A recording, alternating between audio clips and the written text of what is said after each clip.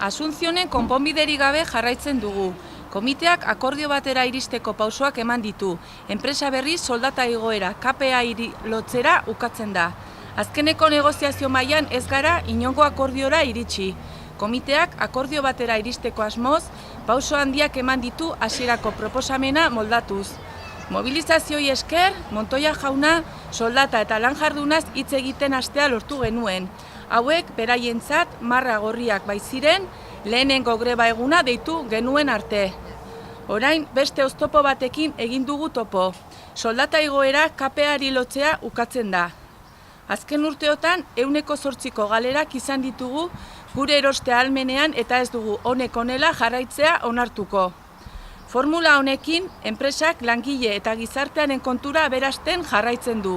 Ezin baitugu ahaztu, zerbitzu hau jendeartearen diruarekin eskaintzen dela. Enpresa bitartean aberasten ari da. Jon Darponen Eusko Jaurlaritzak guzti hau onartzen du.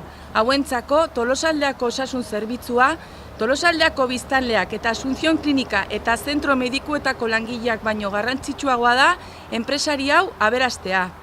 Negoziazio mailan enpresak gure proposamena behin eta berriz aldatzea leporatu izan digu. Horrela izan dela esan behar dugu, komiteak 2013 urtetik izan baitu akordio batera iristeko borondatea. Baina enpresa akordioa oztopatzen saiatu da, alde bakarreko soldata igoerak aplikatuz adibidez. Helburu garbi batekin, negozio egitea alegia.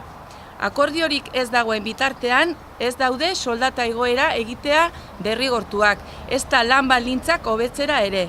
Tolosaldeako osasun zerbitzua prekarietate sistematiko batean murgildu dute.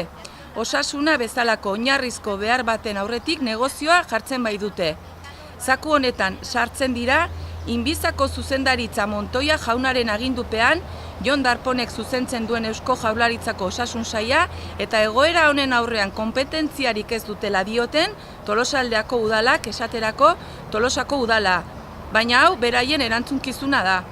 5 hilabete greban izan ostean, Bilabona eta Tolosako udaleko EAG eta PSOE argi utzi dute ez dutela egoera honen aurrean esku hartu nahi. Lehenago aipatu ditugun egoera honen arduradunei, beren jarrera aldatzeko exigitzen diegu, akordio batera iritsi gaitezen.